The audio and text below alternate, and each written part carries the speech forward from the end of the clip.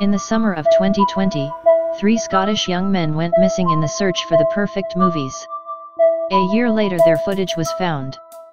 This is the Shaky podcast.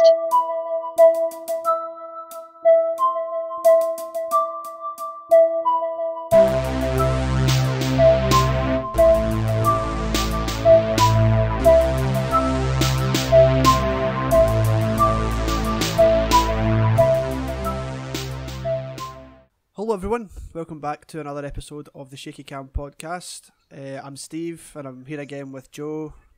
Hello. And Christopher. Hello. And we're going to talk about some movies again today that we've been watching, and then we're going to change it up a little bit at the end. We're not doing a Netflix movie, we're going to do a new thing where we've watched a movie. Joe hated it, Chris liked it, and I'm going to decide what the verdict is. I want to start with that because the suspense is killing me. No, that's why we'll wait to the end, because folk have to listen to the rest of the podcast. Need those views. Yeah. Aye, that's fair.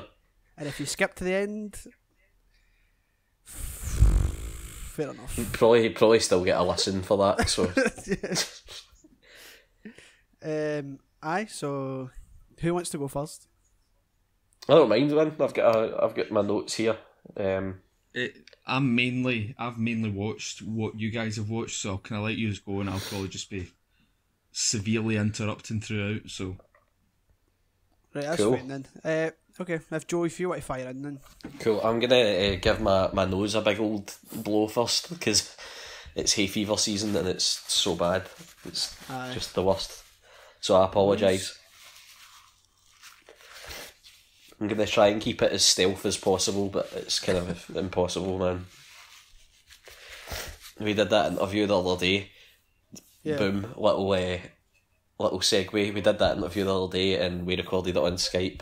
And I kept having to mute my mic and I could see Chris laughing because I was just like sneezing my face off on camera. In silence. I looked round and I was like, "Oh no, Joe's mic's not working," and then I just seen your face and I was like, "Oh, okay." I'll try so hard not to just like sniffle all the way through, but man, it's rough. So I'm sorry. I'm in the same boat. So yeah, and there's a lot of technical limitations imposed on us at the moment recording these. It was just doing some like sound checking before this, and there are youths outside playing, and you can kind of hear them in the background. So sorry, but I guess the kids deserve some happiness after all this COVIDity that's went on. So I can't really complain. But we're looking at getting a real ass set up on the go once we can like see each other again and stuff. So it should get sounding a lot better pretty quick. I think it sounded pretty good given the circumstances, but you can always do more, you know. Yeah, totally. I can't wait to spend like £200 on like cables and stuff for my iPad because I don't own a computer. Quality. So that I can plug a interface into it, and then it'll buzz because it's like a camera adapter that you use, and oh man, that'll be amazing. Man, but yeah, or just literally get a laptop that would cost like the same amount probably. But get like a second-hand laptop. Yeah, I've been looking at laptops, but yeah, we'll figure that. We'll cross that bridge when we get to it. We're staring down the barrel of possibly being able to hang out again as of tomorrow, from the sounds of it. So. I know, Chris, you're going to go see your girlfriend because you've not seen her in 3 months, but personally I think you shouldn't, and we should play Battlefront, but you know. Yeah, well, there's time for both things, so... Just appreciate your understanding during this time, but... I think it's really selfish, mate. Pretty much. Yeah, I've watched a bunch of movies, as always. I've been in like reverse COVID lockdown because I had to work for like most of the time at the start of all this, and then went on annual leave and was meant to go on holiday and obviously can't. So I've been watching a whole lot of stuff and playing a whole lot of stuff. And I've got my notes right here. We'll hear a bit of clicking and stuff as I get to them, but oh well. So I've got the main event for later. That's at the top. I have so much notes for that movie. Right, okay. I watched The Siren, Yep. which was Chris kind of put me on to a horror movie. I think I watched it on Prime. Does that sound about right? Shudder. Shudder, yeah, I watched it on the Shudder plugin channel, whatever. The thing that's really hard to cancel from on Prime. You know what I mean? Just to quickly add in America, this film is not called The Siren, it's called The Rusalka. Oh, right, okay. Which is another term for the sort of a siren mermaid urban legend. It was, yeah. I liked it, man. I thought it was one of those movies where it was sort of hamstrung by its budget. So there was some kind of funky looking stuff that didn't look so hot at times, but I thought it was shot really well, and it was a pretty cool story. I don't want to dwell on it too much because it's all plot, so if I just say the plot then there's no point in watching it. But I've got some kind of bullet points. It looked really nice given the budget. It had me intrigued early on because it kind of drip feeds you pretty small amounts of information. I was pretty confused, but like in a good way, in a way that I wanted to see what was going on and where it went. It was a pretty unique story, put together pretty well. It's a little silly here and there, but not overly so. I thought it was a good time. I don't know if you've got much to add, Chris. I don't know, when did you watch this at Fright Fest? Or? Yeah, I mean, I was fortunate enough to get to the UK premiere of it, and it was called the Rusalka at that time, which that's the first thing that intrigued me, because I looked up what a Rusalka was.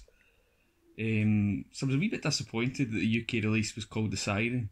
I thought Rusalka was a bit more sort of intriguing. Because over here we're stupid. Yeah, pretty much. I was fortunate enough to ask a question at the Q&A of this, because, not to give too much away, but this is basically a love story, this film. And yeah. I was intrigued, so I asked the director, did you start off writing the sort of a love story side of it and then interpreted the siren mermaid urban legend into it, or was it the opposite way around? And what he said, his name is Peter, oh god, I can't even remember, it's Peter something. He did a film also called They Look Like People, which is at first glance quite a slow film, and it's a very low budget, but it's a very intriguing film. It's the same actor that's in it. It's the exact same cast. It's the same 3 people. Yeah.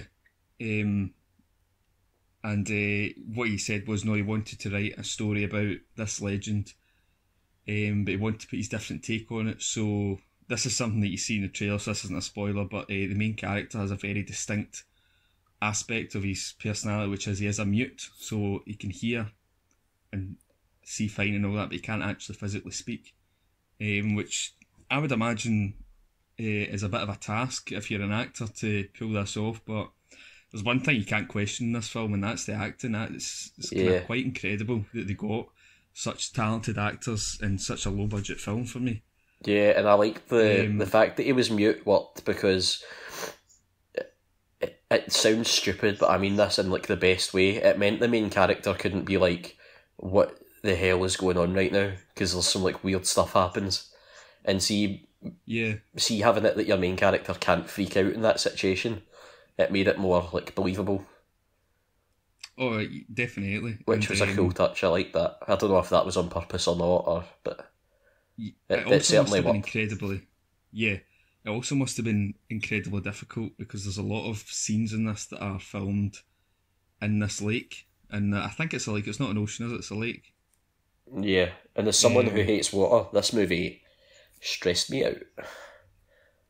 And if you know a basic amount of the sort of classic mermaid tales, even if it's from like the Disney film or whatever, like you'll see wee glimpses into this. For example, there's a scene where the siren, comes out of the water, but she still has her toes in the water because they can't walk on land and stuff like that. So there's real subtle hints to the urban legend that we know of mermaids, whether they're real or not. That's something for Discovery mockumentaries to tell us. But no, I enjoyed this. I mean, again, this is something that I'll talk about in a future episode with another film that we'll talk about in After Midnight. But this is a film where people tell you it's a horror, but it really can open up to it's such a not at wide all. range of audience.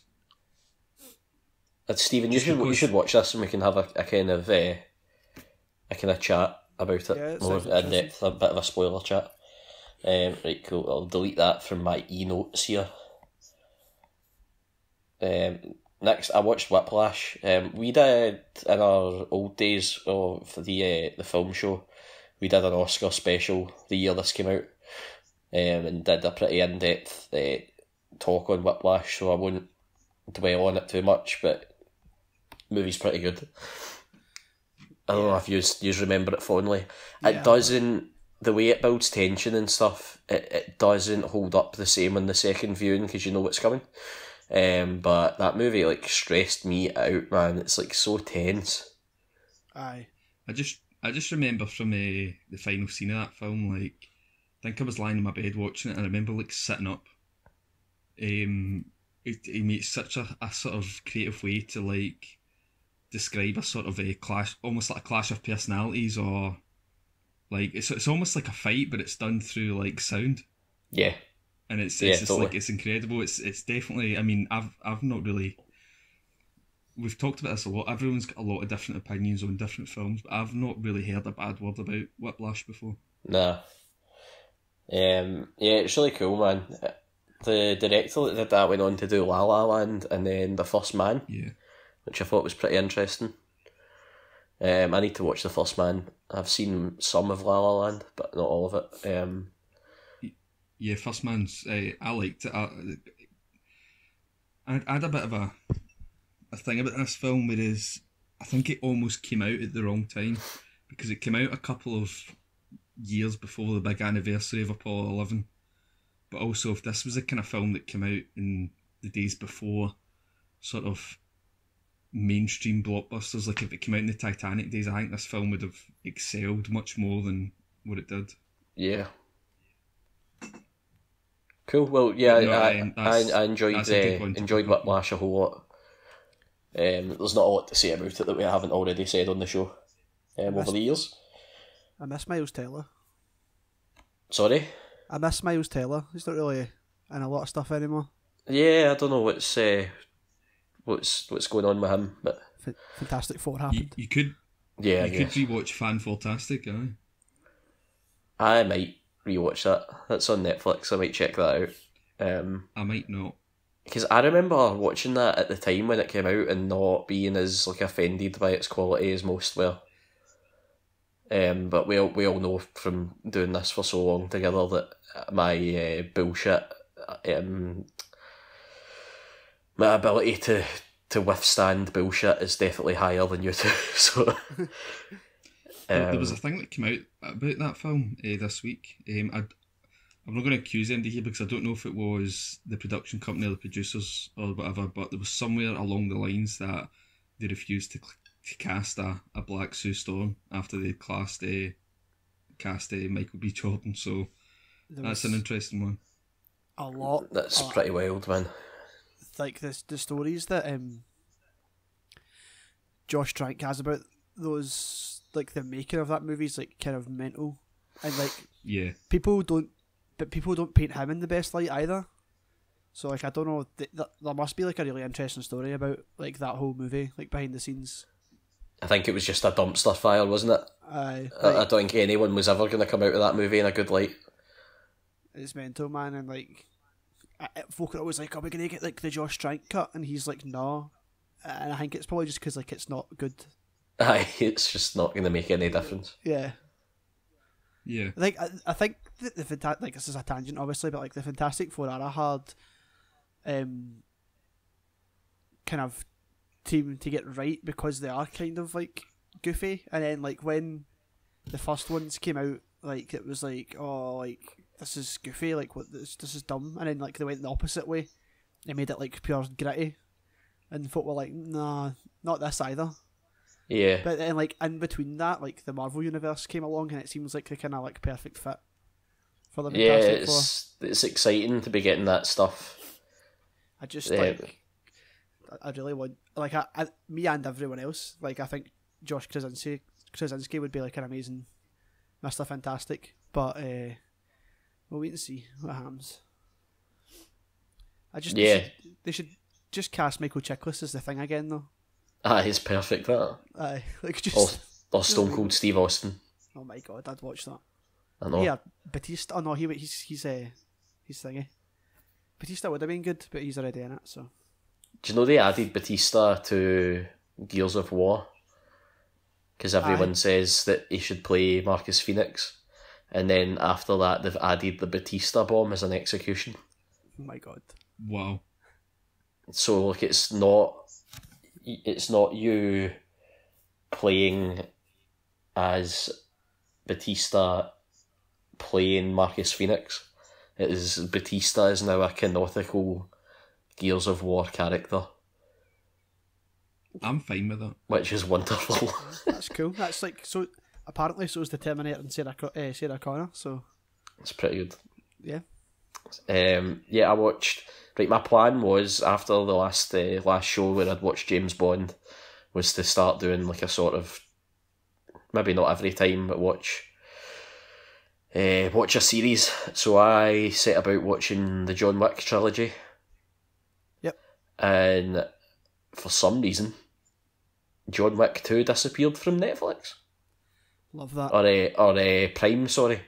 So it was John Wick 1 and 2 are on Prime, and then John Wick 3's on Netflix. And then I watched 1, and I'll talk about it here. And then I went to watch 2, and it was gone, which was good. Fantastic. So that's been a pin has been put in that plan at the moment. But I did watch 1, and I watched it in the kind of podcast way of watching movies where I write loads of notes and don't shut up, and my girlfriend gets annoyed. So,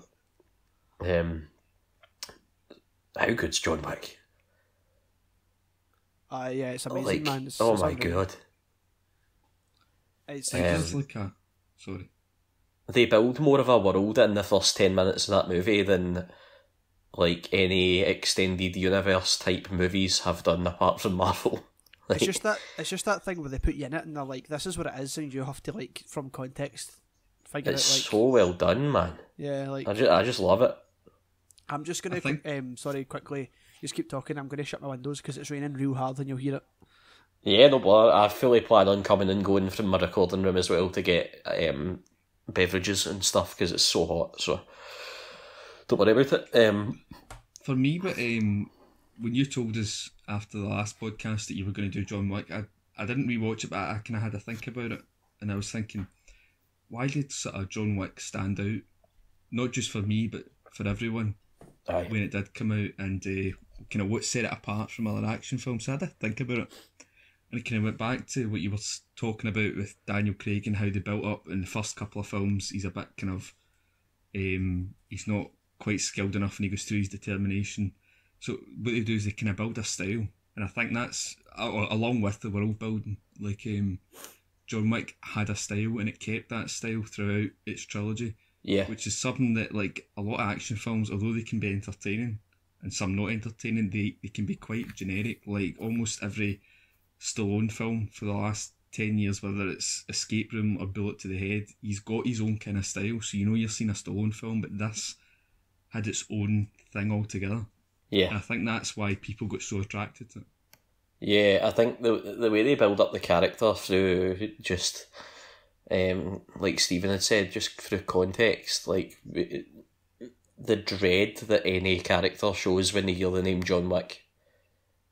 Within 5 minutes of that movie, you're like, oh, this is a bad man. Like, you know what I mean? John Wick's the number one bad boy. He's the number one bad boy, exactly. It's even when people are asking him, like, they're almost like trembling, and they're like, are you working again?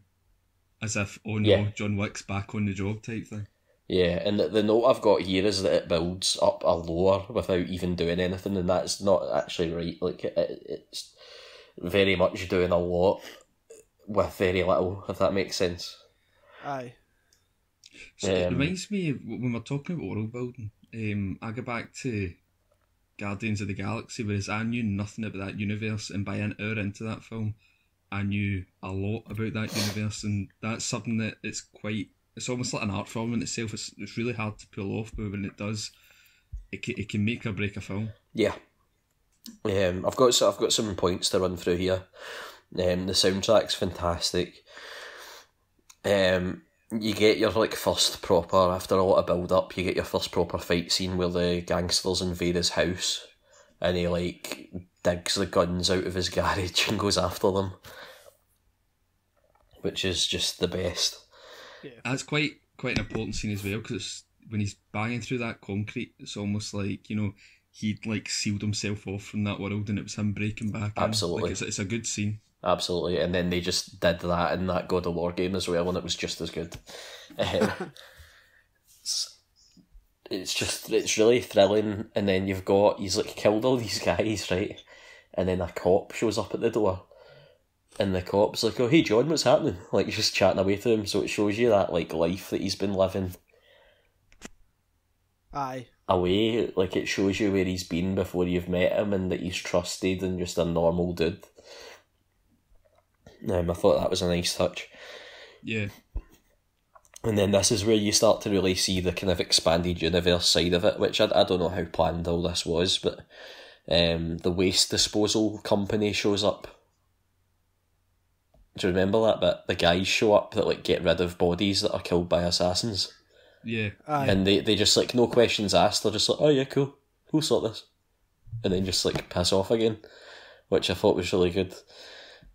And then the other sequence that I'd noted specifically was the bit in the swimming baths, where he just like runs through like 50 people himself. And there's a lot of like stealth that he uses and stuff, and it shows that he's not just like brute force. It's a fantastic movie, man. It starts to really build up a really unique world with the Continental Hotel and all that, and the sort of rules in this world, and it's like super, super cool. I can't wait to watch the second one again. I've watched all of them like as they've came out and then not went back to them, so I'm extremely excited to rewatch them with this sort of obsessive mind that watching movies for the podcast has given me now. You know? Yeah, I've not finished the third one yet, but just quickly, sensational. There was a film that came out a couple of years after John Wick called Hotel Artemis. Did you ever see that? No, but I've heard it's good. I seen the trailer and was like, that looks cool, and then like never heard about it. So Yeah, me and my dad watched it, and I think it probably heavily inspires from John Wick, because it does have a kind of similar kind of build to it, but there's like this kind of really cool thing. So it's the hotel is like a hospital that people have been injured in through gangs and assassins and whatnot, but there's like a rule, so there's like scenes where there's these two people that have obviously been like programmed to assassinate each other, but in the hospital you're not allowed to harm anyone else, so it's like a respect thing that comes in. It reminds me a lot of like the hotels etc in John Wick, especially in John Wick 2 when there's the two guys fighting and they stumble into one of these places and it's like, right, you need to stop, you know the rules here, and they just stop and that's it. That's what I was going to say. The second one, but John Wick gets paid to go take out the woman, and like her bodyguard is there, and he like meets them in the courtyard. Yeah, and he's that's exactly what I'm thinking. And he's like, "Are you working tonight?" And he's like, "Yeah." And then like they don't say anything; they just like walk away, and then like later on they like have to fight each other. It's not like they do it because they want to or whatever. It's like they do it when it's like their job to do it, and then like it's a lot. Yeah, it's a lot like that. But what I will say about Hotel Artemis is it's got Jodie Foster, Batista, and Jeff Goldblum in it, amongst others. So you should probably watch it. What a cast! I don't know. Yeah, John Wick's as good as everyone makes out to be, and I know the attitude for that movie before it came out was like, oh, Keanu Reeves is doing the cheap action movie thing. Here comes Keanu Reeves is Taken. Yeah, I mean Taken's pretty damn good, but and then Keanu Reeves was like, "Aye, but here, watch this." Kid not mate. See, he's auctioning off a 15-minute Skype call. Like, I want Wow. that. And we all chip in for it? The opening bid was 10 grand. Oh my god, So no. that's mental. I was like A24's auction for the kind of COVID crisis. Like as soon as their hammer went up, it just like kept excelling as I was watching the bid, and I was like, okay, I'm not gonna get this hammer. Like I was kind of hoping maybe I could get it for like, I don't know, like a £5, but it wasn't happening. Right, next, I watched Alien. I have owned Alien on Blu-ray for a long ass time, and at this point, after watching it, I'm not actually sure I ever finished it. So I watched it. Oh my god, I liked it so much. Like, I liked it so much. And then that got me on to, right, I'm going to watch a series for the podcast. And this was a good, like, week or so ago at this point. And I've got all the time in the world just now. I was like, I'm going to watch all the Alien movies. And Alien vs Predator. And all that, right? And I was like, that'll be class. Like, loads of pumping out content, you know? Like, that'll be brilliant. And Alien 1 is awesome. Like, just from the very start, it's the director's cut that I watched. I don't know the differences in it and stuff. The practical effects for the face hugger thing still look amazing. The kind of iconic chest burst scene is still fantastic. The guy still jittering once the thing is burst out his chest is extremely unsettling. Like, it's a proper horror movie. Yeah. It's extremely tense. I found it really creeped me out at points. And that's a hell of a movie, man. Like, I know Chris has seen it. Have you seen it, Stephen? I don't think I've seen all of it, to be honest.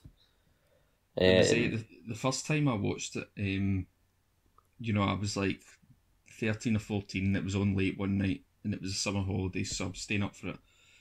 And my dad was going to his bed, and he said, the best thing I like about this movie is that the sort of like spaceship design and the kind of the way they do sci-fi was still getting used like 20 to 25 years later type thing. Yeah.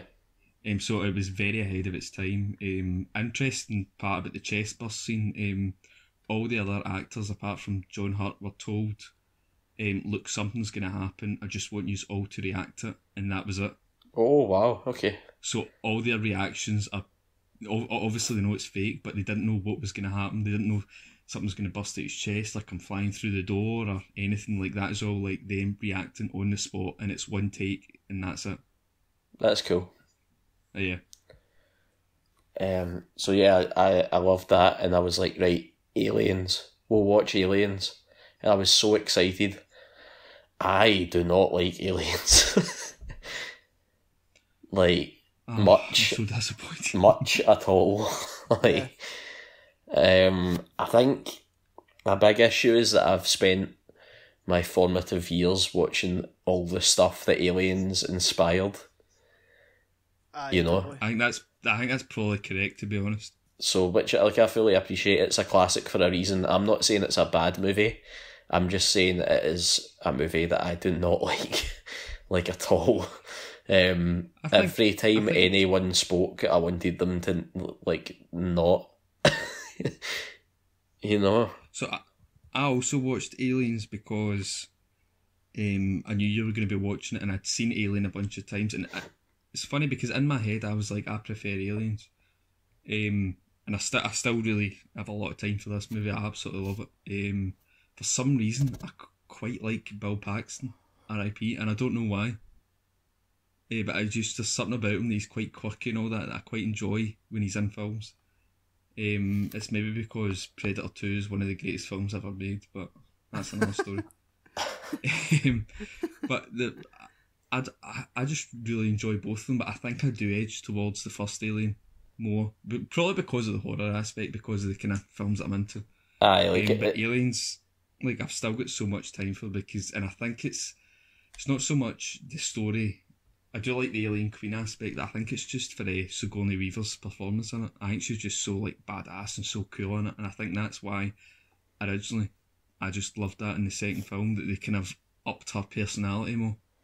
Yeah, I mean, that's the standout stuff for me is Sigourney Weaver, and the Alien Queen reveal was fantastic. But I just, oh man, all the tension was gone. Was the main thing for me, and that's a very specific creative choice that they made. Like, that was very much on purpose. It's not that they set out to make a horror movie and failed. Like, they decided that this was going to be something different. So like it's fine. It's just a matter of opinion, you know. But it wasn't to my tastes.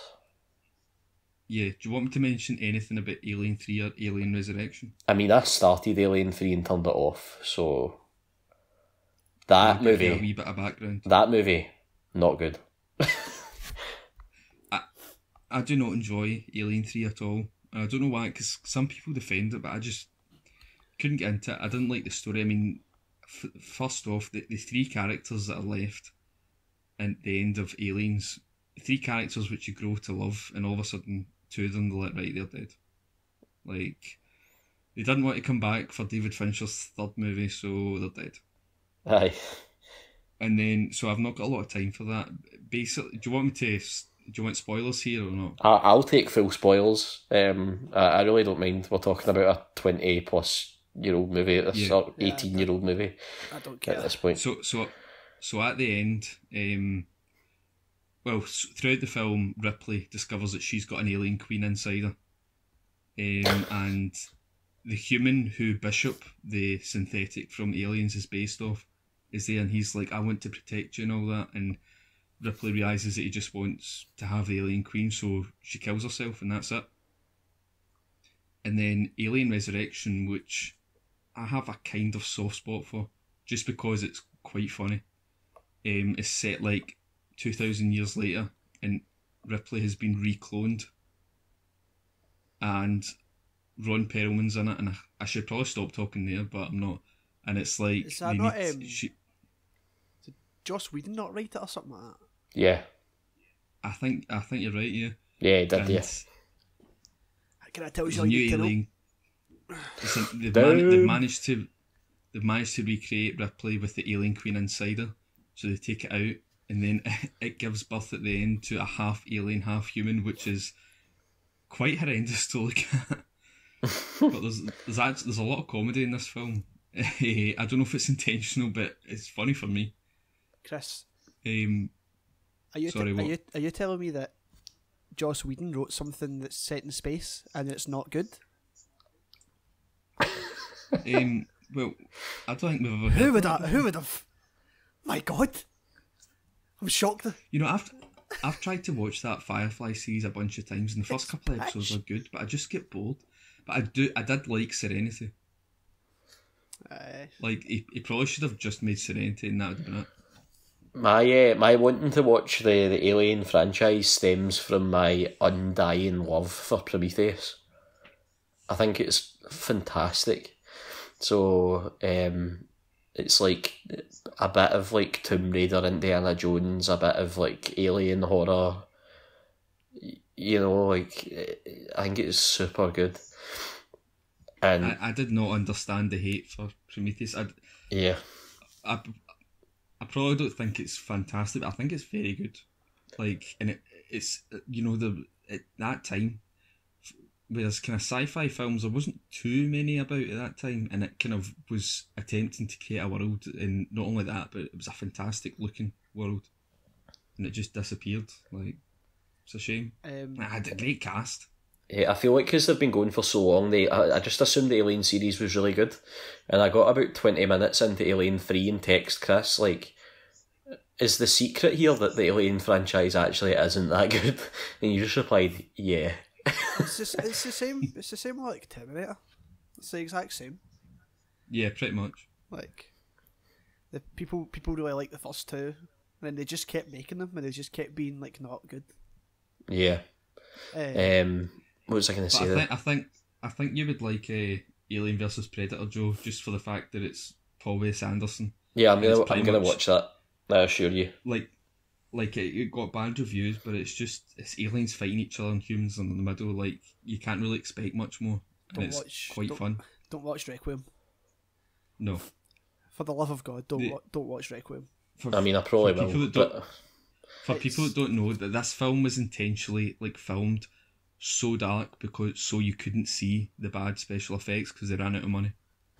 That's awesome. Like that's not even like a thought. That's genuine.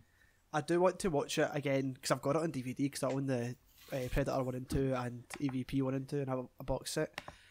I want to know if it's worse than the Predator Because I would be willing to bet that it's not. I think it is, but only marginally. And I only say that because The Predator had a good first, 20 minutes opening. See, when everything was practical and it looked quite cool. When you look at it comparatively to the budget, I wonder if it's because Predator looks like just trash. That's interesting because I think AVP2 was only it was much less than the rest of them. I think it was only 20 or 30 million. I'm gonna watch it. I'm gonna watch them both. Please don't. I moved on next to I got the Midsummer director's cut on Blu-ray. Yeah, it's £7 on Amazon. You should probably get it. That is a fantastic version of a fantastic movie. The kind of added scenes are great and add a bit more depth to the characters. And I noticed a lot of stuff that I hadn't noticed the first time in the cinema. There's art at the start of the movie that essentially outlines the entire plot.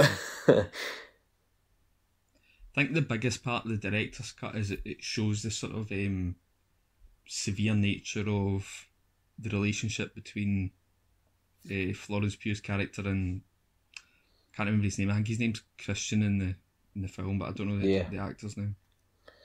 I know who you mean. Yeah, exactly that. That opening scene is Jesus, man. It's rough. There's totally are we going full spoilers on this one? I don't know because this film's quite recent and this is a film you need to see blind almost. It's recent enough. I hadn't seen a lot of stuff for this because I knew it was Ari Aster and I knew that I wanted to see it. So we'll maybe go full spoilers at a later date then. If you've not seen Midsommar, what are you doing with your life? Yeah. Did you see he said this week that his next film will be 4 hours long? Yeah, it's going to be a comedy. That's weird. Yeah, there's one bit I wanted to pick out, right, and it really stressed me out. There's a bit where they're eating, I think it's the first meal when they're at the festival, and it shows you an overhead shot of the table design, and it's sort of almost like a ribbon. So it's like a diamond shape with 2 lines coming off the bottom of it. If that makes sense. Uh-huh. Yep. And it's not symmetrical, and I think that was super on purpose, just to make you feel even more unsettled. Class. It's like Squint. That's you bastards. I want to go back and some watch effort. Must be some effort. Oh. Yeah, we can go full. Maybe do an Ari Aster movies special or something, and we'll go full spoilers then. I would even like to extend that to A24 in general because they're pumping out some great stuff right now. Aye, man, they're really kind of. They're all over it now. The only thing that I've watched of theirs that I didn't like was It Comes at Night. I've got that on Blu-ray and I've not watched it, so I could watch that for that. But right. their recent one, which I spoke about in the first episode here, Saint Maud, and I know it's been delayed, and I don't know what's happening with it, but 17th of July. Thank you, Stephen. Yeah, I really want you guys to see that so we can go full depth in that because there's a lot happening there. I don't know if you know this, but there's cinema chains are looking to open up on the 10th of July. Oh, cool. So yeah, 17th for Saint Maud. I think there's a kind of slate of things that are coming out in the kind of coming months. Well, I would say risk your health to go and see them. Put that in the poster. Oh no. Risk your health to see Saint Maud. Put that in the DVD. I kind of don't want to go anywhere near anyone that I don't need to, but I really want to see Tenet, so bad. I don't... Nolan's my favourite director and it looks amazing and I love spy movies and I'm so sold. I watched the trailer for Tenet for the first time yesterday. Yeah. It looks incredible, but I don't like the way it says coming to cinemas at the end. It seems like a threat. It's a threat. And like, I'm even like being funny. I'm like, right, Coming wait. to cinemas whether you're there or not. I know. You It's like punks. coming to cinemas, and like it does like the Nolan sound as it like comes know. up, and I'm like, mate, stop trying to be edgy, man. Like, just put it in VOD. Like, Yeah, I'd be super, and like I would love to see it on a big screen because I'm sure it'll be beautiful. But like the way the world is just now, I would happily pay a bit of money and just watch that in my living room. aye, man. It's conflicting because I know we're all the same. Of like you would always rather see a movie in the cinema, but also just like the way things are now, health wise, like man, Just makes me think of like him spitting the dummy. I don't think it is. I think he's just. I do like Christopher Nolan, but I think when he came out with all this Tenet stuff, will be going out in July, and that's it. Was possibly slightly pretentious considering what was going on, but at the same time, it could be seen as ambition. So I think it's just an effort to be positive. like, I'm not slating Chris Nolan here. Like, apart from the monstrosity that was Dark Knight Rises for me, I've go enjoyed away, most of man. his stuff. We're gonna need to have like a parking lot fight to settle this because I think that's the best Batman movie. Yeah, well, lockdown gets eased tomorrow apparently. So I know. I can't believe you're sitting there absolutely roasting Dark Knight Rises when Batman Begins exists. it's not as come on away. I don't like Batman Begins, man. I do like it, but it's just like by its nature isn't as good as the others because it's the origin story. Like, and speaking of Christopher Nolan, segue. I watched Interstellar. So did I. I had seen Interstellar. So, what year did this come out? 2014, 2015, 2014 probably. So it was after Inception. So yeah, it must be 2014 or 2015. 2014, I think. We did a Oscar special podcast which involved me watching like every Oscar movie that came out that year that was like sort of a big player in like 2 days, and I honestly can barely even remember like some like big parts of most of them. Yeah, I watched Selma for that, and I have no recollection of that film. Yeah. So I kind of want to watch it again. It's because it's boring as hell. That I watched Whiplash actually. I barely remembered any of Whiplash and rewatched it. So Interstellar, picked that up on Blu-ray for pretty cheap as well, and Amazon, whether accidentally or not, sent me like a 2-disc special edition with 3 hours of special features. Pretty great. I would be into doing full spoilers for this one. Yeah, I think that's fair because I've not seen it, but I don't really have any intention of watching it. Right, okay, cool. Oh my god, what a movie. Like, I was blown away by it. It is one of the most beautiful movies I've ever seen. It dragged a little at the start. I feel like I say that about most movies. Maybe I'm just moany. It was pretty slow to start, but the way the movie rounds out at the end, it makes it all important. So once you finish it, it doesn't feel like it dragged. But in that first half hour, I was like, right, let's get the ball rolling here, people. You know? Does that make sense? Yeah, because that kind of ties in with, it's all about the relationship with his daughter, which is a driving force in the story. So it's kind of thing where sometimes you sit through, I really don't mind kind of slow movies, and I know it's not everyone's cup of tea, but I do agree there needs to be something going on or some sort of payout. And this is such a driving force of the story that it needs to be done in order for the payout. Yeah, totally, and that's the way it pays off at the end is absolutely worth it. I just mean in that moment, like watching the start, it was a little like, whew, this is a bit slow. But god damn, man, like where do you even start with how good that movie looks? And having watched some of the behind the scenes stuff, it's absolutely incredible how much of that's practical. Well, that's what I was going to ask you, because Joe had messaged me about a lot of the sounds were recorded in a church, and obviously we're all kind of quite big in our sound because it's stuff we did at college and whatnot.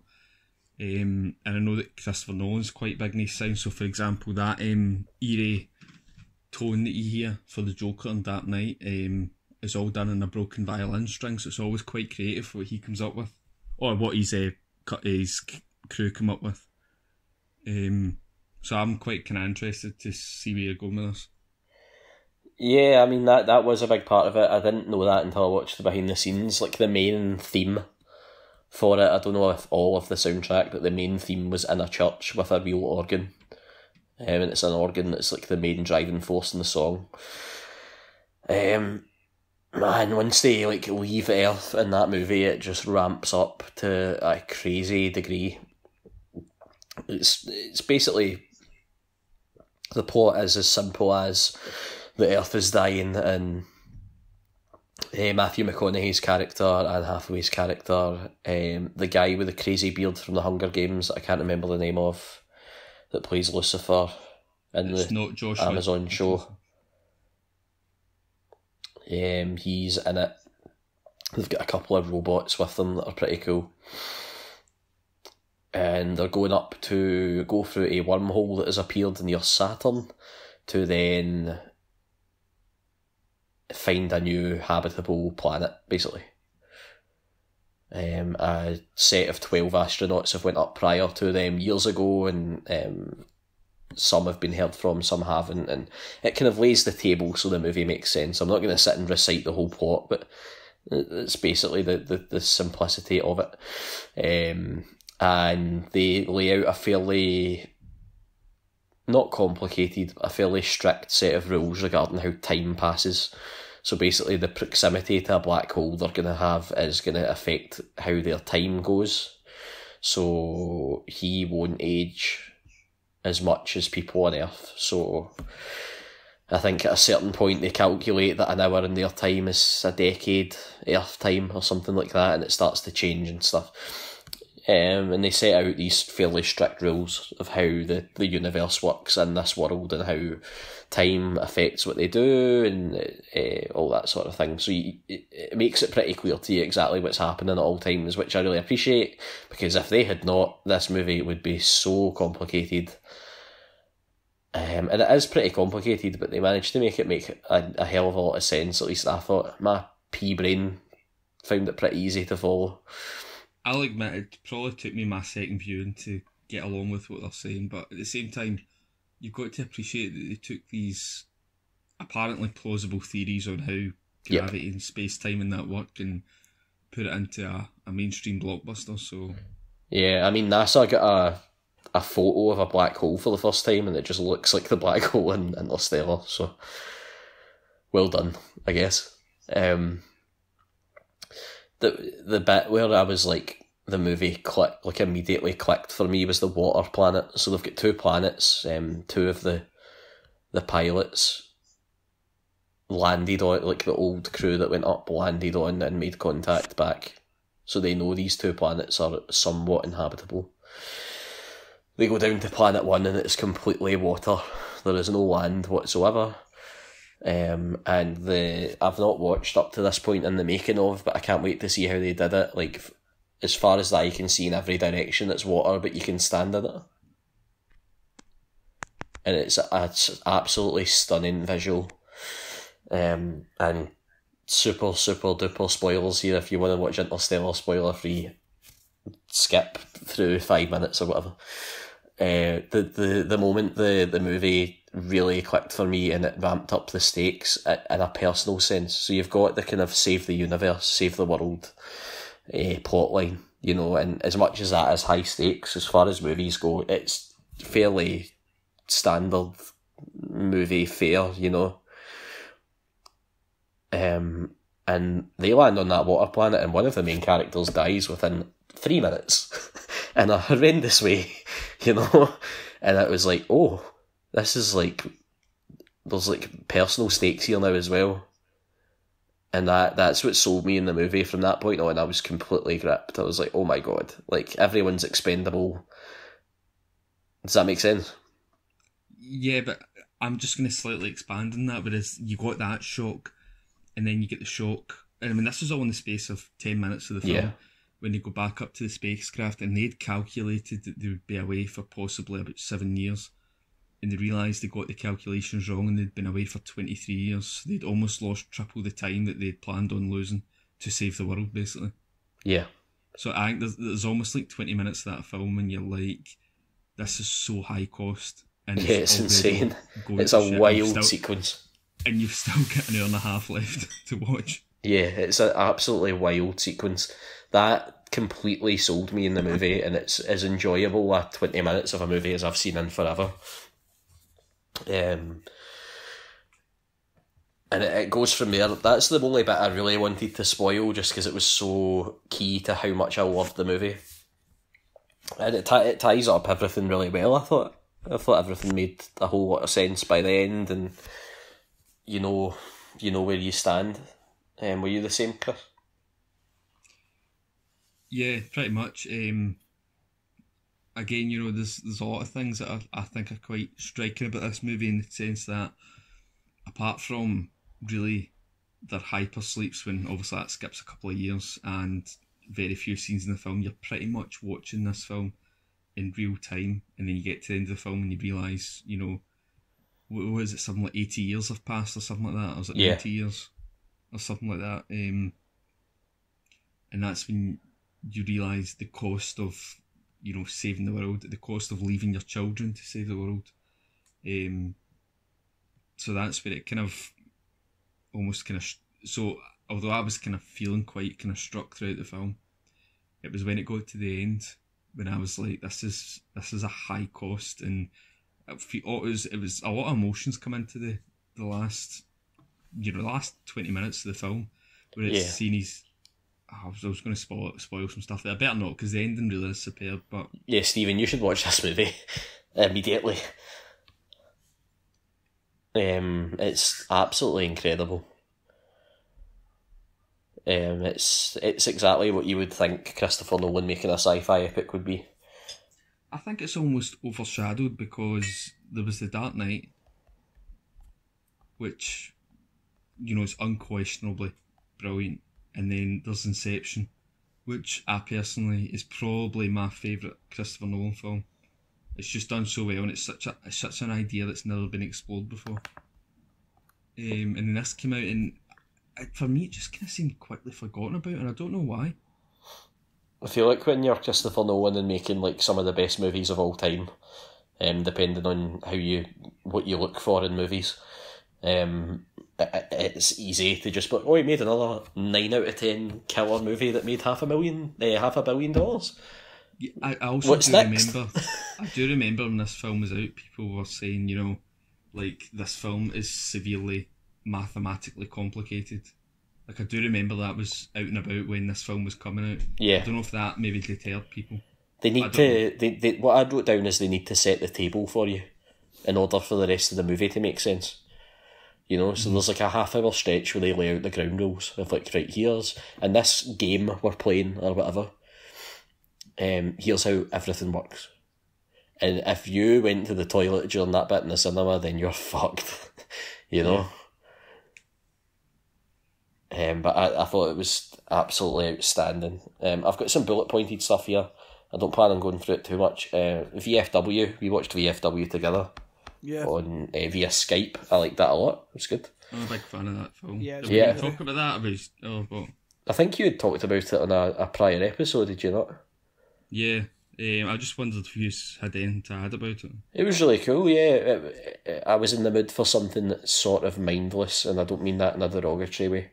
And it totally scratched the itch of just something pretty, you can switch off for an hour and a half and just enjoy it. It's quite funny you say that, because in the episode where I talked about this, but before I say this, by the way, I've been to like a handful of like premieres and met an even less handful of directors, but just so happens it's been a bunch of the films we've spoken about. But like, I was at Fright Fest myself, so I kind of worked up the courage to go and speak to Joe Begos, who's the director, and I'd recently seen his film that he'd done before that, which was Bliss, which, by the way, is it's a wee Easter egg in the film, is one of the titles on the cinema that the punk rockers sort of live in. Ah, cool. And I was like, I absolutely loved that. It was so much fun. He was like, I said to him, I also love Bliss. Like, it's such a kind of art house, arty type film. And he kind of crouched over to me and he was like, that's a little bit better than this film. This film's just a bunch of fun. And I was like, oh, cool, right. That's class, man. I just So thought, it was made for people to enjoy, and that was it. So I love the practical effects were absolutely insane, man. Like, and I loved the kind of style and the look of the movie, the colours and stuff were great. It's on Netflix. Just watch it. It's hard to kind of. There's not much to spoil about it. It's a fun, violent film with really, really interesting effects, and it's a film to just go enjoy, and that's it. Yeah. The kind of one sentence kind of pitch is just that it's like kind of older actors kind of going up against a gang, but like and like that's it. Like they have to fight them off. It's kind of like home invasion style kind of thing. Yeah. It's cool, man. It's really cool. Right, next I have Battle Royale. I'd never seen Battle Royale. And it's pretty crazy that this movie would inspire Fortnite. Because this movie's wild, man. This movie kickstarted this phase, but it was only picked up on when the Hunger Games pretty much copied it. Aye, but that's like so many movies copied it. You know, it's aye, but that's a tremendously inspirational movie. That makes it sound as if it like inspires people. I mean, it inspires people to use it for ideas and stuff. It's a real inspirational movie. All these school kids killing each other. Definitely not. I do not mean it in that way whatsoever. That movie is so damn good. I know you watched it recently, Chris. Have you seen it, Stephen? I've seen bits of it, but I've not seen all of it. No. It is such a good time. It's a kind of... It's almost a sort of like Black Mirror type concept. Like school kids are getting so misbehaviour's going up and craziness is going up that the government passes an act that you send one classroom a year to an island and they need to fight to the death. Yeah. And it's pretty much everything that you would expect from a Japanese violent film. It's got all the funniest aspects that you would want.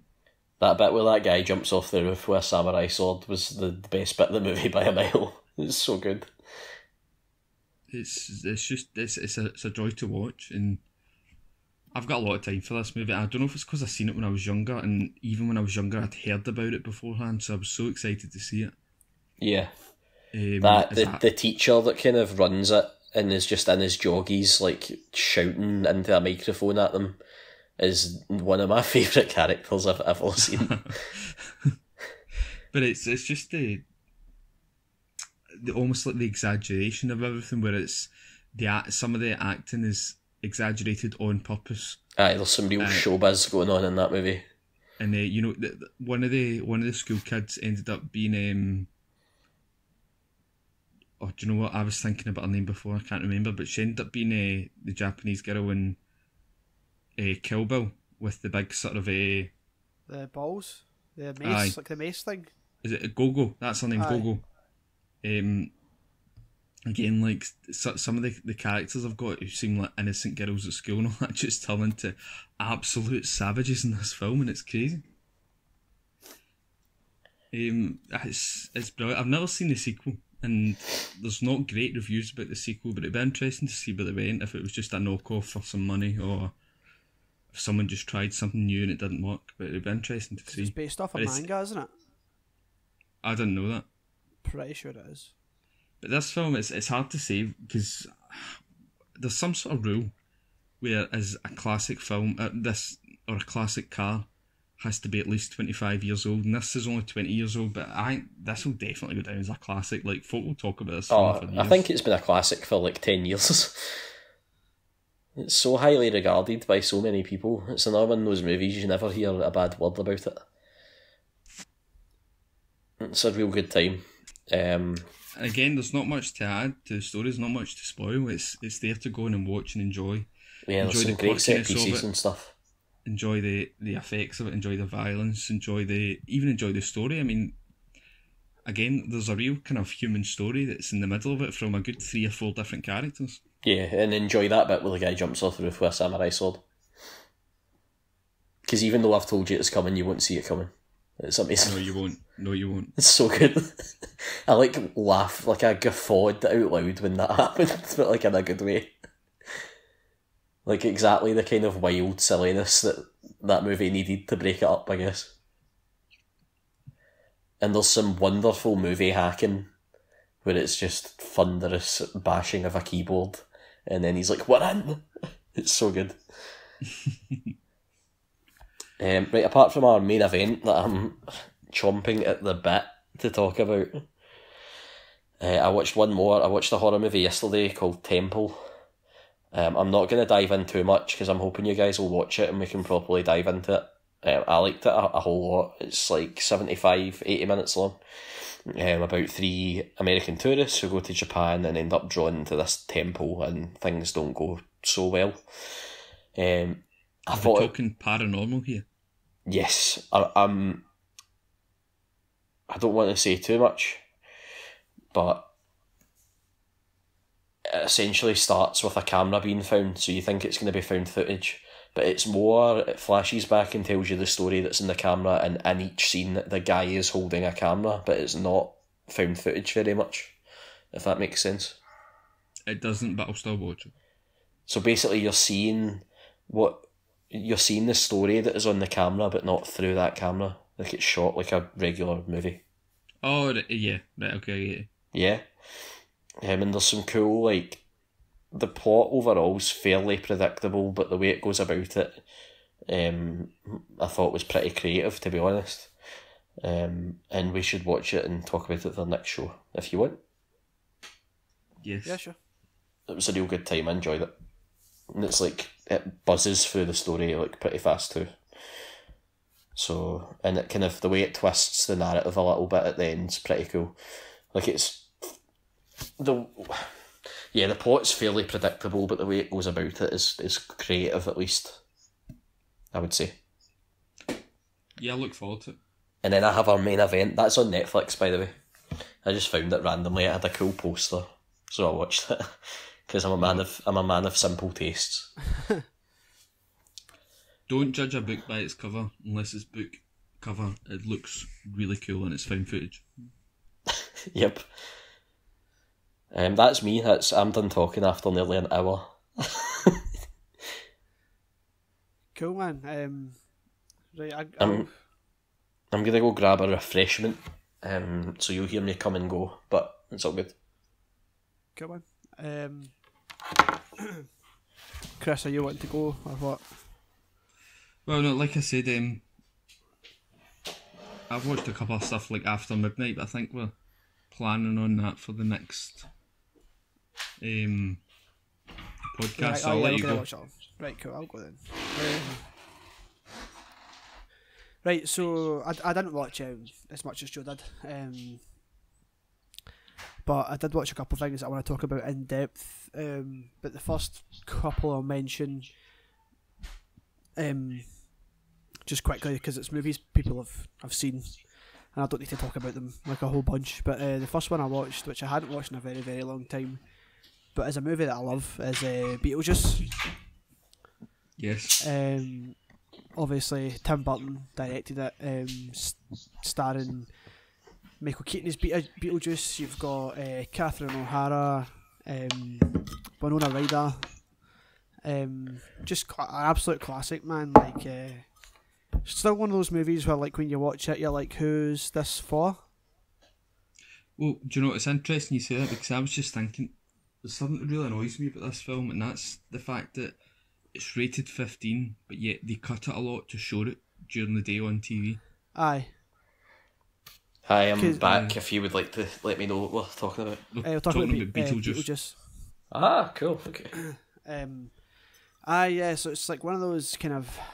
I think there was a few of those sort of, round about the same time, and I can run off a few movies that I like that were like they weren't made for kids, but they maybe weren't necessarily made for adults either. They sort of lie in this sort of middle area, which is great if you've got parents that will let you watch good movies. But it holds up surprisingly well. There's some iffy LA kind of green screen work in there that's not so great, but there's some awesome like stop motion and stuff like that.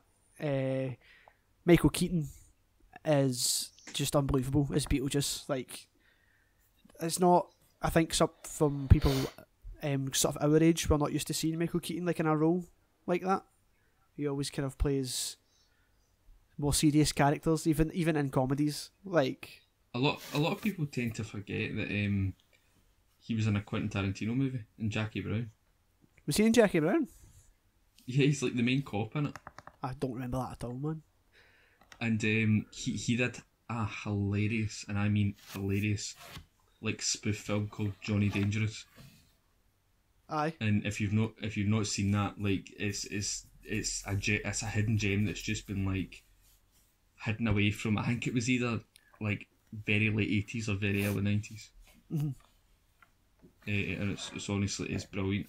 Michael Keaton's so funny, I think he's amazing, man. He's just everything he's in. I'm like, oh, this is gonna be good every time I see him. Like, especially when he was the DJ in Need for Speed. Exactly, mate. Exactly. He was good in that. That's because that movie's awesome. as the captain and the other guys. Oh man, he keeps quoting the TLC lines, and but I mean, if you've not seen Beetlejuice at this point, just watch it. It's on Netflix. Just watch it. It's good. If you like Tim Burton, like, you probably have seen it, but just watch it. It's good. It's a good time. Very young Alec Baldwin in it. Oh really? Yeah, man. He's like the kind of the family that die. That's not a spoiler. It happens in like the first 5 seconds. He's the guy. He's the husband. Looks totally different. It's so weird. That was inspired by. I'd been listening to the soundtrack for the Broadway musical quite a lot. And I was like, okay. I'll stick this on and watch it because yeah. Another movie that I watched that actually no. Before I jump onto that, I did what I mentioned. Considering Catherine O'Hara's in Beetlejuice, she's also in the TV show Schitt's Creek that's on Netflix. On Netflix over here, I don't know where it is anywhere else. But it just ended. Its last season came out, the 6th season, and it's a great show. It's created by Eugene Levy, who was Jim's dad in American Pie, and his son created the show. And it's about a family who are rich, and then they sort of lose all their money, and they have to go live in this town because I can't remember. It's like they like own part of the town or something like that. And it's like just basically about them becoming like better people by living in this town. But it just finished recently, and it's like a great show. And they brought out like a little 40-minute documentary to go with it. It's all about like the last season and like them making the last season and how like the show was like a really big sleeper hit in the States and stuff. Like the first couple of seasons went out and like it was getting okay ratings and it was getting renewed and stuff because it's a Canadian show. But then like word of mouth spread in America and it was like purely word of mouth and it just became this like huge hit. And by the time like the 6th season came out, it was really just like peaking in popularity and they were like, right, we're ending it. Like that's it. Like, yeah. Going out on top kind of thing. And it was like them sort of, because Americans don't get that. So the documentary was basically them explaining that to them. Because obviously like that happens a lot here. Like sitcoms will be like 3 seasons and then they're done. Yeah, totally. And I think it's that same kind of mentality. And they also do like a thing where it's about the show features like a lot of like LGBT characters, but like the whole point of it is like they don't really make it like a storyline. Like it's just that they are like LGBT, and like it shows you like a lot of like the community sort of like thanking them for like their representation in the show and all that, and it was like really cool. It was just an awesome thing to see. Like I think that's the kind of thing they've been doing I've been seeing that kind of more recently on Netflix with shows. The end is like they'll have little like bits, little like specials that they'll put up about it like after and stuff. Just something I wanted to mention. If because it wasn't like when I finished the last episode of the last season, it wasn't like advertised to me on the like pop up. So just in case people have watched it and then missed it, it's like a really good thing to check out. Yeah, I'm gonna watch that. It's been like universally loved by a lot of people great, that I know. So another thing that I watched, so the channel, a very, very famous channel on YouTube called Red Letter Media, and they do a show called Review, where they go back and talk about like a specific movie from that they love, and they kind of really dive into it and talk about like the behind the scenes and stuff. And one of the most recent ones they did was Willy Wonka and the Chocolate Factory.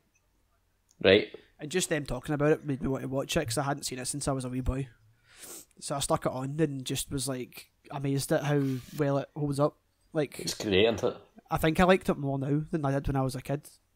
There's like so much in it that like you don't even like catch on to, like Willy Wonka's attitude in it. Like he's just a pure like snidey dick. Like it just like the kids will go to do like Augustus Gloop's drinking from the river, and like they're all like, "Stop, get away!" And he's in the back, and he's like, "No, stop!" Just like stands there and watches him like fall in, like stuff like that. It's like really like, it's just funny, man. Like I love Gene Wilder, who plays Willy Wonka. He's amazing and everything, like plays in saddles and stuff like that. But one of the things I didn't know that they put out in that show, I'm not just going to regurgitate all this info, but like the movie was shot in Germany, and I always assumed it had been shot in the UK. Alright, okay. But when you go back and look, a lot of the extras and like side characters are German, so a lot of that audio's been like dubbed over, I think. So when you watch it, like that was something I'd never noticed as a kid, but I was like, oh, no, I never like noticed. that's not them speaking. And I think a lot of it's quite well done. Like they've gotten the German actors to like say the lines in English, but then just dubbed them with an actual English speaking person. But yeah, it was cool. Like I think the only thing that really doesn't hold up about it is when the Oompa Loompa starts singing, it does that thing where like the text comes up on screen. Alright. And it just like pure pulls you out of it, man. Like I was like, what's this? So it proper, like obviously it was 71 I think it came out, so it was like kind of still in that kind of 60s inspired like psychedelic look. Yeah. But I like that scene with the boat.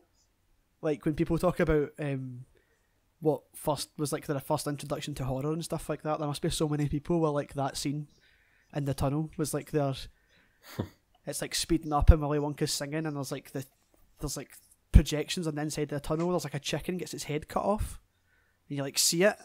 It's like really messed up. Oh my. But I was like thoroughly impressed by how much I was like enjoying it, and I'm not like I won't really go back and watch like super old movies.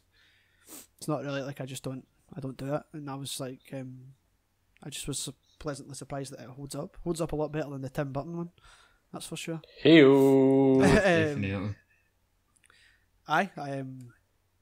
That was like kind of the two movies I wanted to touch on. The three things I wanted to touch on quickly. Before the main event. I've still got two more things I want to talk about that I watched, but the last one's going to be a bit more in depth. But today, I was in the mood to watch something kind of scary. I went on Prime and they seem to have like added a bunch of stuff since the last time I checked.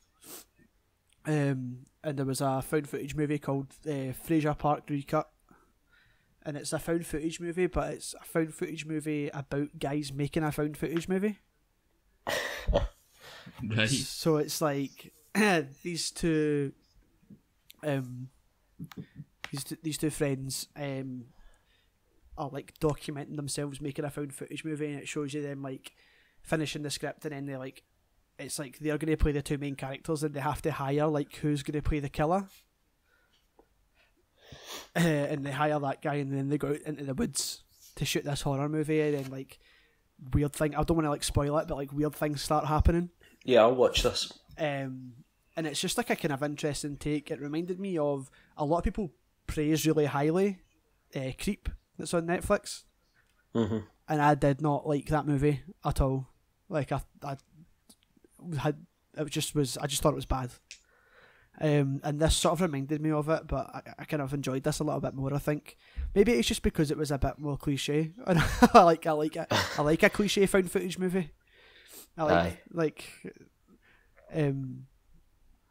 as long as actually something happens. Like the only thing I'll say is it was obviously quite low budget, and there was only 3 cast members in the movie, so like that brings your kill count down quite a lot.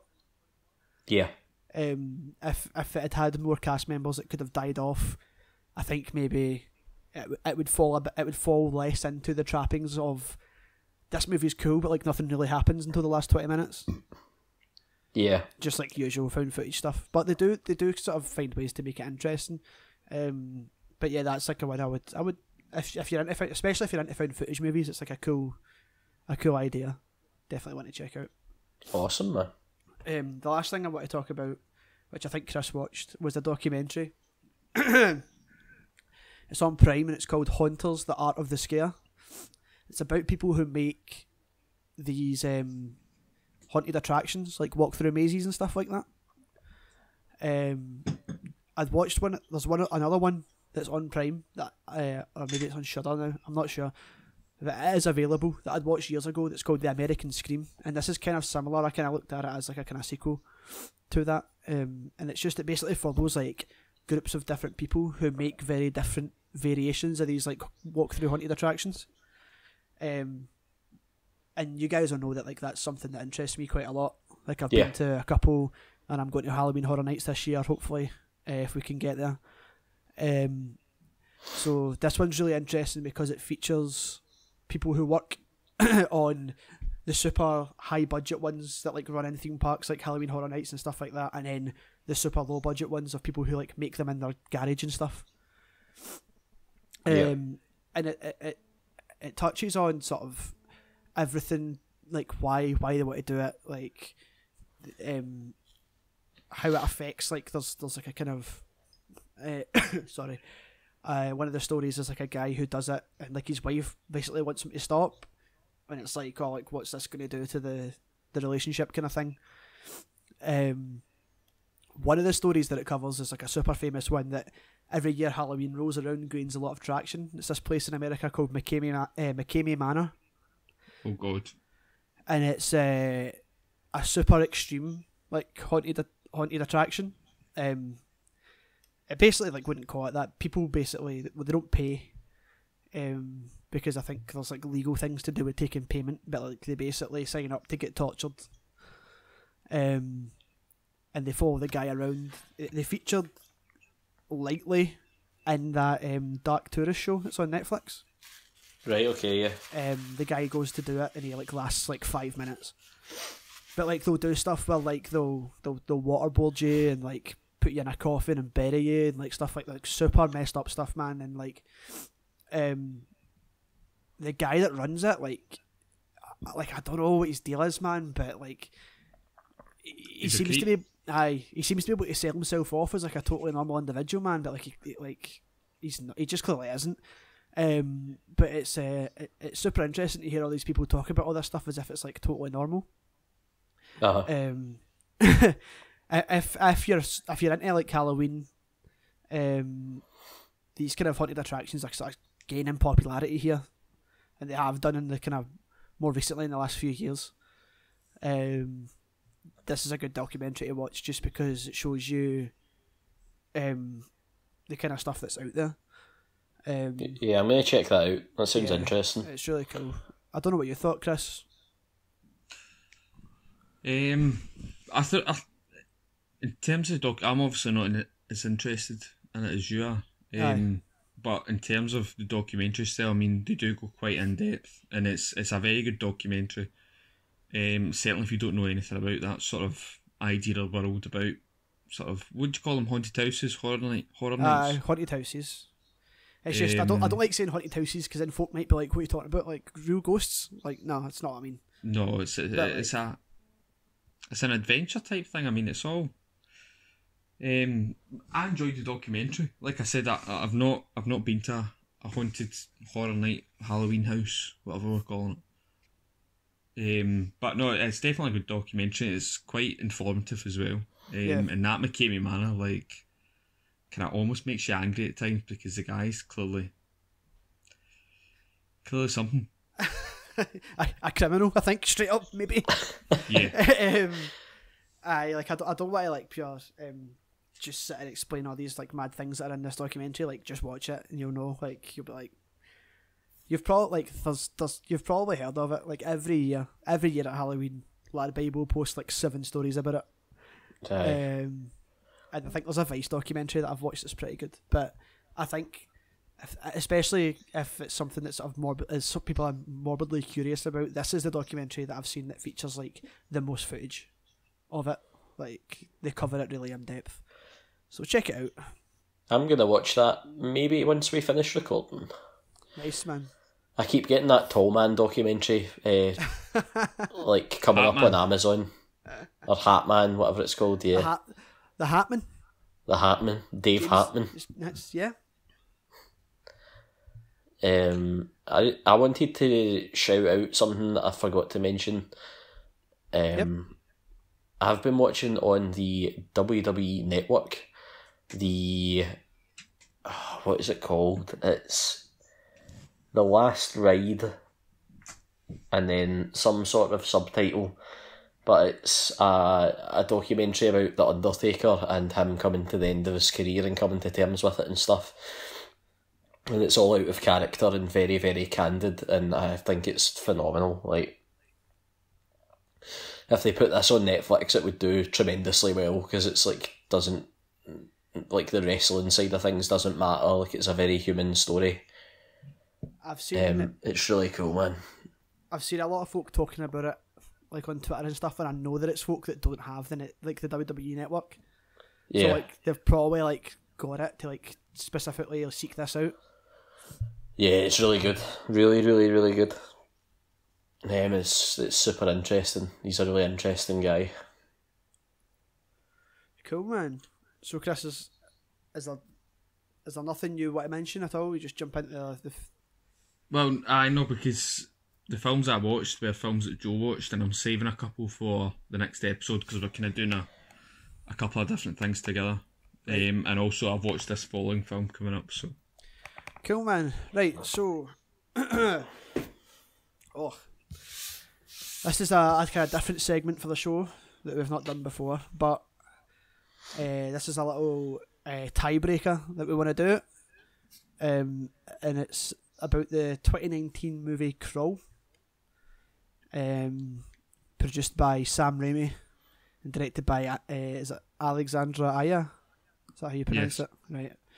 If you've not seen it, it's about a girl and her dad who get stuck in the middle of a storm and are trapped by a group of alligators who have like gotten out of an alligator farm nearby. It's set in Florida. Chris likes the movie and Joe hates the movie, and I watched it and they've not heard my opinion, and I'm going to tell them about it once they tell me theirs. I'm very excited to hear your opinion. So, who wants to go first? I'm hoping you don't just think it's okay, because then that will ruin this segment. Right. I watched it first, right? Let's hear it. Here was my thinking going into this film, was that it was about a mother and daughter, a father and daughter, trapped underneath a house by alligators. Wasn't expecting anything else. Had heard good hype that it was a good fun film to go see in the cinema, so I went and seen it, and I had a great time. I thoroughly enjoyed myself. Everything that happens in this film is also a lot of nonsense, because it's a big budget sort of, classic, almost sort of monster film, because none of it's realistic whatsoever, and I think that's why it was so appealing to me, was that it was just didn't care about anything about how alligators operate or how common sense operates. It was a movie to go and watch just to have fun and enjoy yourself, and that's what I done. I went and enjoyed myself, and that's why I enjoyed this film. Right. Joe? Right, okay. I appreciate that there is a time and place for just a fun-ass, dumb movie, right? Like, one of my favourite series ever, and it's not an ironic thing, like people act like they ironically like Fast and Furious. Grow up. They're amazing. right? Like, and within those worlds, the stuff that's happening makes sense because they set that out as like, here's the rules of the universe in which we are operating, right? My issue was that they set up Crawl as if these are some real ass alligators that will eat you. Like, there is no bullshit happening here. This is legit. You know what I mean? Like, it makes it.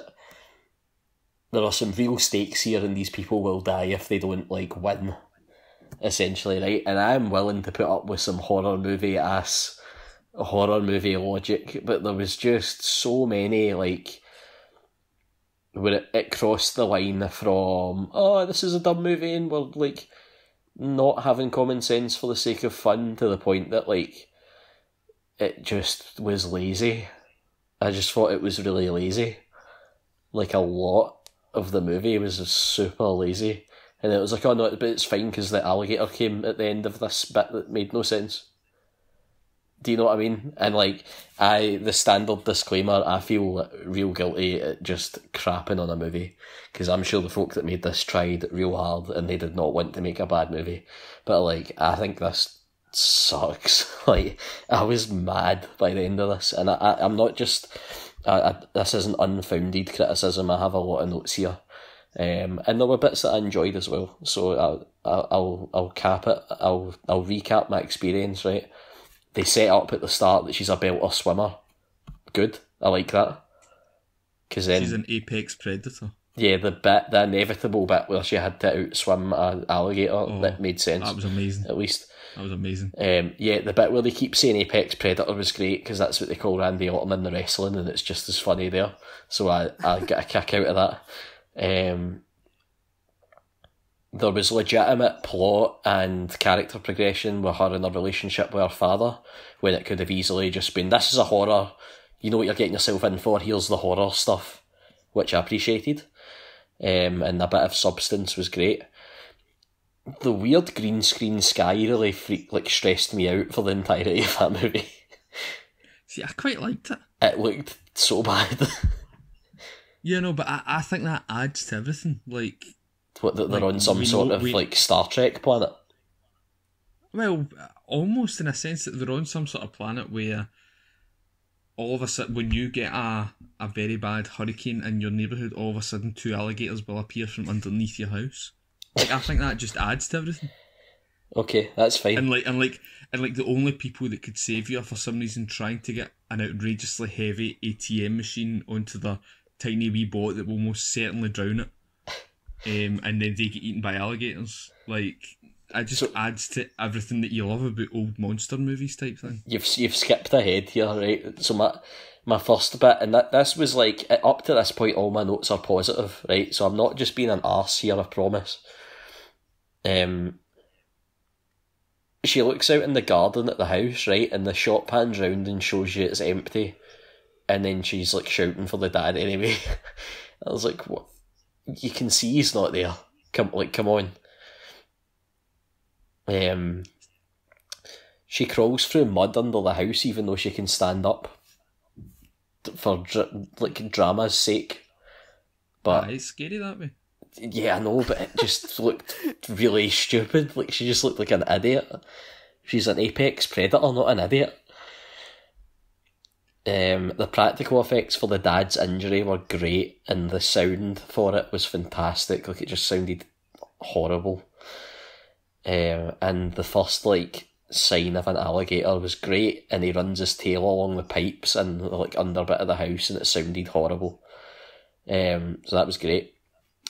She then decides to sit there in broad daylight and wind up a torch for no reason. Just in case.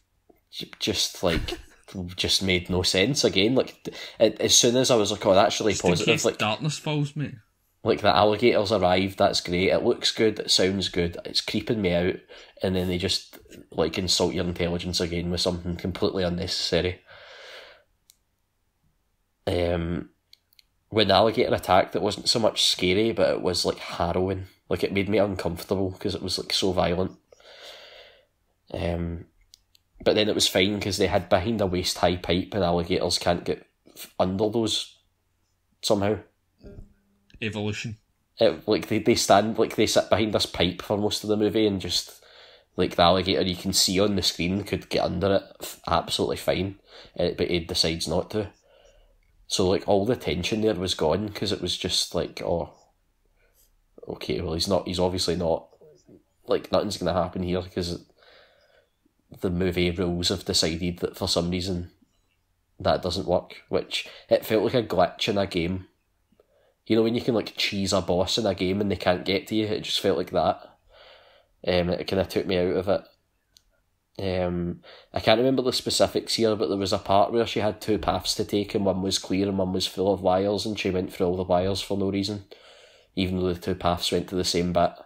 Again, it was like, we need to create tension here, but there needs to be logic, man. What's the second alligator? I can't just go, we're creating tension here, accept it. Like, it needs to make even remote sense. And it didn't. You then get onto the folk who are stealing the ATM, and I like that bit. A bit of, here's these idiots are going to, get killed so we can see some alligator action. That was fine. She gets bitten while holding a gun and shoots the gun inside the alligator. That was the best bit of that whole movie. That was some good fun. But about an hour in, I was checking to see how close I was to the end, because there was just so many little things that were just annoying me. Like, there was just the attention to detail was really lacking, and then it really hit home because the dad has his leg in two parts, right? Basically he's got a compound fracture or whatever you call it, and the bone is coming through the skin and he's bleeding everywhere, and then he puts like a belt round it and then he's just fine and walking about. Why? I'll tell you exactly why. Explain why. Go on. It's pretty much my answer to everything you just raised, which is like, welcome to the throwback of like 80s and 90s horror. Like, I know you were saying about the poles, the pipes that like stop the alligator from getting in, but if you look at the likes of Freddy versus Jason, where Jason can't cross water, or Freddy like can't cross dreams or anything like that, like it's almost like the same thing, and I think this is what this film set out to be from the start, which is why I had such a soft spot for it. But in the world of like the Jason movies or whatever, it's like, right, he can't cross water, I don't know what the rules are there, he's afraid of it, whatever. Like they create a basis of logic within that movie world, right? But they don't, because there's other films where he just swims. Right, well, those movies suck then. But they don't, that's my point. There's a bit where they escape the house, right, and they're creeping across the water and the alligators are swimming around them, and I was like, alright, like, this is getting me back into it, this is really tense. And then like the rain stops for them to have a conversation and then starts again. Which just was so bizarre. The hurricane. Oh, is it man. not like they're like, oh, if you swim the now, like the rain drops will cover you because it won't sound like you're splashing, and then as soon as he finishes that sentence, the rain stops, and they're like, oh, yeah. Oh shit, mate. And then they talk about it for a bit, and then the rain starts again. I'll just there's one more thing that I want to add, in that, like, kind of what you're saying I get with the whole logic aspect for it, but for me, that's almost like an attraction to horror. Like, it's almost like when people say, let's split up, and you're like, obviously don't split up because that's a terrible idea, but that's how you get these kind of great kills and all that, and like fun ass horror movies, and that's what drew me to this film. I'm definitely 100% not gonna argue with the logic of this film because it doesn't make sense, but for me it makes a fun film. That's a fair point, and like each to their own, you know what I mean? But I think the main bit was like, these are some real ass animals, or the monster in this movie, so it grounds it in somewhat of a reality, and then just abandons it when it suits it. Do you know what I mean? I think that's what frustrated me so much. Mm-hmm. I'm eager to hear Stephen's tiebreaker info. Like the bit, and I know what they were going for, of like, we're going to mention that if the rain stops, we're screwed, and then the rain stops. Like, yeah, I get that. But it was the fact that after that, they like spoke for a bit, and then it just started again once they were done like making their point. it just felt like so regimented. Does that make sense? Like why that would be annoying? Yeah. No, I do get it, but it's kind of bizarrely because it reminds me so much of older horror logic is probably why I was so much enjoying it. Yeah, and that's about it. You know, the movie wraps up at that point. She sets a flare off in her bedroom to try and get a helicopter to see her for some reason. I don't know why. That also made no sense. See if you had an alligator in your bedroom, you tell me you wouldn't set a flare off. I mean, the bit where she trapped it in the shower was good. I liked that. Interesting fact about that scene, they filmed it in water, and then because they couldn't get the alligator splashes right, they took out all the water and re-CGI'd it, and it looks pretty real. Yeah, I want to hear what Stephen has to say. I don't like just wailing on movies, man. It's not my style. But I really, really did not enjoy this. Right, so I'll give my final verdict at the end, but I just want to mention like things that I liked and things that I didn't like. Okay. I liked the kind of overall setting of the film. I liked that it was like in just like in a storm, and like in the house. I thought it was a cool setting. Like I liked that idea. There's definitely some patchy CG. It was clear because of the amount of water they were using. I would assume that this entire movie was shot on a soundstage. Just because they would have had to have like constantly been pouring water into the set and stuff. And I think that the sort of compositing the backgrounds to like extend the scene looked really bad. Yeah. There's a bit where the kind of first time she looks out I think it's like out the back, and like the river's broke, and you can see like the river, like that looks really bad. But I think the reason that stuff looks really bad is because they blew all of the budget on the alligators because they look really good. Like I thought, like consistently they looked good throughout the full film. And like the water effects as well. Obviously, they've had to get the splashes and stuff in. So I like that kind of stuff. I don't mind as much like the backgrounds looking bad if it means that like the enemies look bad because you're focusing on them more than you are like the backgrounds and Enemies stuff. look good, Jimmy.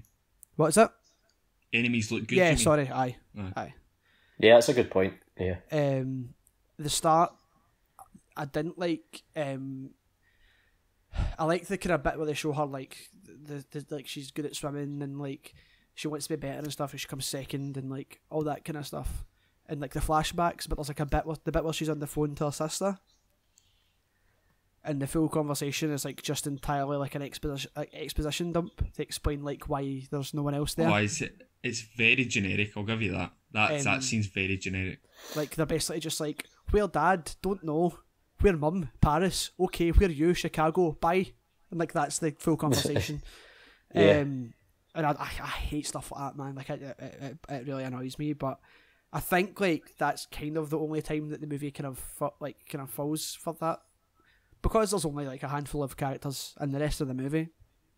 I like the girl, the lead actress. I don't know how to pronounce her name. So I'm not going to attempt to, but she was Effie in Skins, like the kind of later seasons of Skins. Right. Okay. So she's English, and I thought her American accent was like spot on. And I liked the dad as well.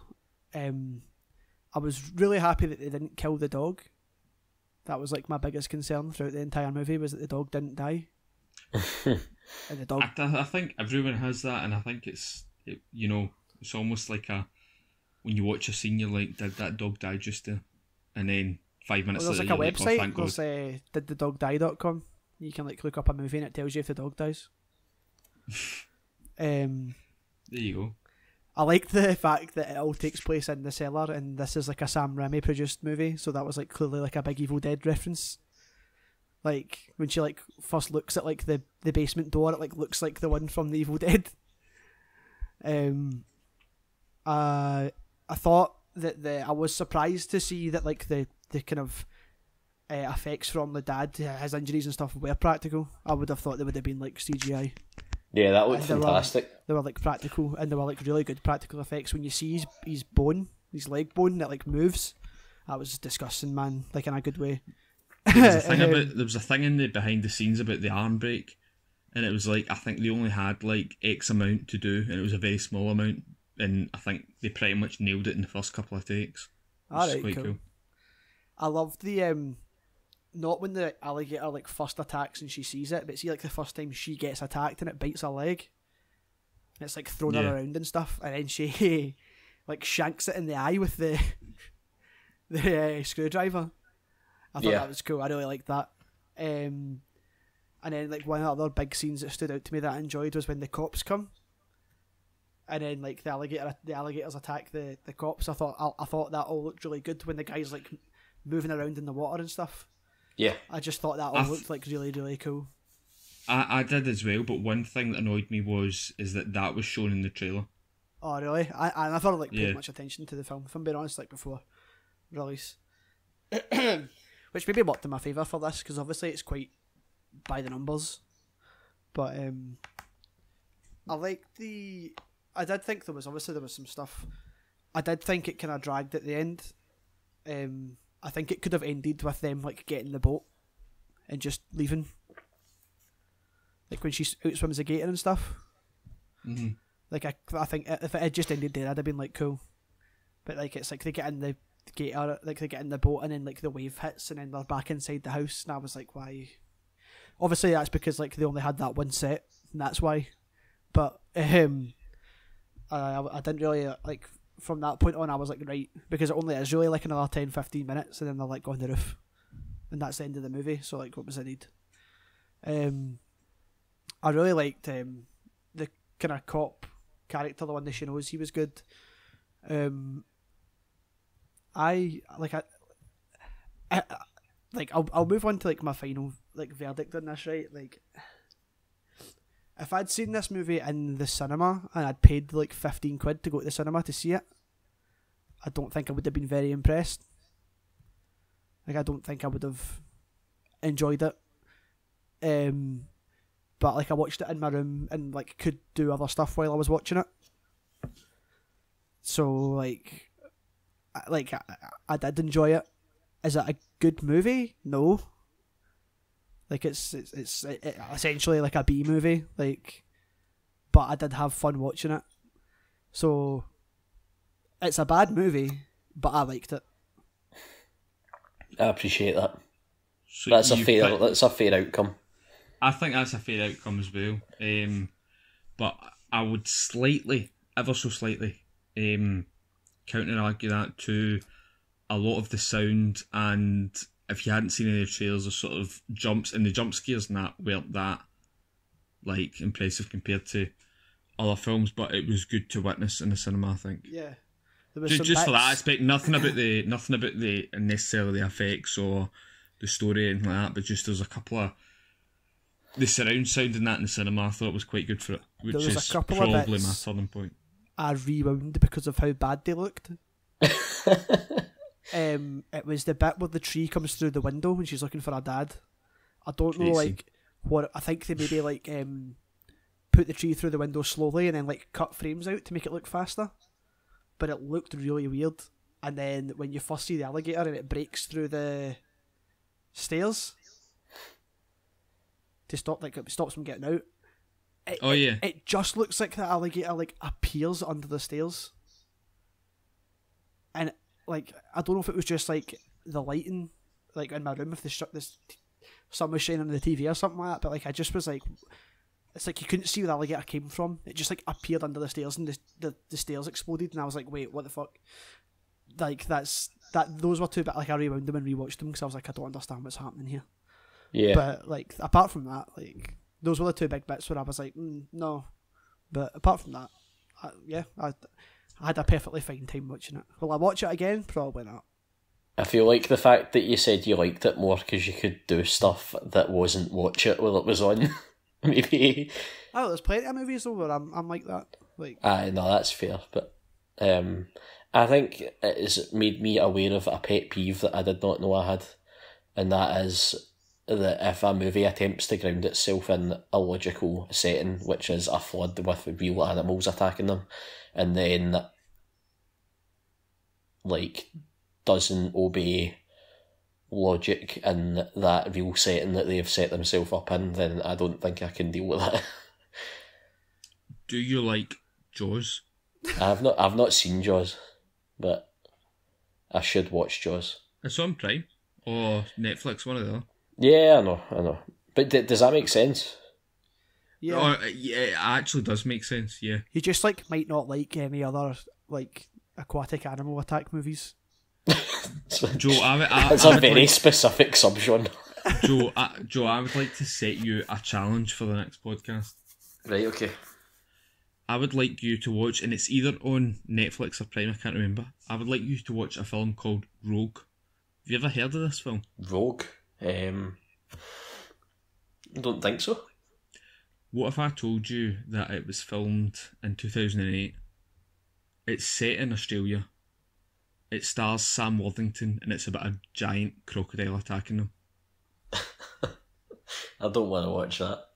Oh, Lake Placid. Well, I am now going to watch that for the next podcast, and I would like you to join me. Watch Piranha 3 Double D. No. I never saw those. Someone get Ving Rhames' legs. We should probably avoid them because Eli Roth's in them, so... Aye, but Adam Scott's in the first one. He's quite good at it. No. Right, You guys got other stuff to no, chat that's about? me. I'm done. I'm sorted, man. I need to go open my window, man, because I'm literally dripping with sweat. It's ridiculous. Yeah, Same. it's so hot. I've also played a tremendous amount of video games in lockdown. I played through all of Sekiro, Shadows Die Twice, since the last time we did this. It's an incredible experience, but also the hardest thing I've ever played. Aye. But it was an incredible time. But I don't know if I'll ever play it again. Now that I've survived it. Just chill out and watch Rogue and you'll be fine. I've been playing more chill games. I'm excited The Last of Us 2 is coming out on Friday. Or may already be out by the time this comes out, I don't know. I'm very excited for that, and I know it's very morbid, so I've been getting ready for that by playing just like FIFA, and I got the Crash Nitro car refueled, or whatever it's called, like the remake of those games, which is tremendous as well. I'm patiently waiting until the 23rd so I can play SpongeBob SquarePants Battle for Bikini Bottom Rehydrated on my Switch. Nice. Yep, that's I've not really been playing video games. I've been playing a lot of GTA on PC. That's it. Just chilling Cool. out. Yeah. You should see if there's any alligator mods for it. I bet you there is. Well, you should play Maneater and then kill alligators. That'll be you. Right. Awesome. I need to go because I'm going to like die of heat exhaustion. Yeah, it's real hot. Right, see you later. Well, we've not mentioned the interview that we did. Yeah, so I don't know when. I'm thinking probably put this one up after. Yeah, okay. The interview is just because that's 2 days away at this point. So I think just like shoving a bunch of stuff up is gonna look a bit messy. Give the people what they want. So yeah, we did an interview on Monday with Josh from Movie Timelines, which I think maybe like multiple times in that interview are called Horror Timelines. Yeah, You did, yeah. Thanks for no one correcting me. I didn't want to because like in the first 10 minutes I was still a bit nervous, but then he was a really nice guy, so it didn't really matter. He never corrected me either, so it's okay. And I call it by the correct name in the intro to the episode, so if no one could comment about that, that would be fantastic. I mean, in order to comment on our stuff, you have to leave an iTunes review, and no one can be bothered. So It's on YouTube. It's on it'll be YouTube. fine. Oh, cool. Okay. Yeah, that was great. That was a good time. Hopefully we can. Yeah, do he was a real gentleman. It was was. fun. We had some real good conversations as well about cinema in general, not just specific films. So Yeah. But if you like horror movies, get on that, because that's pretty much what we talked about the entire time. Yeah, we should get more guests on. That was a blast. Yep, that's next week we actually have James Cameron coming on James to talk about aliens. we tried to talk to him about. We tried to talk to him about aliens in Terminator 2, but he just talked about the ocean for 7 hours. Aye. The podcast is recorded on a submarine. There's a spoiler here, but he's still adamant that he's going to shoot movie scenes on Mars. That's why Avatar 2 is still not out. I can't wait to see Tom Cruise's movie that he's shooting in space. Of course he is.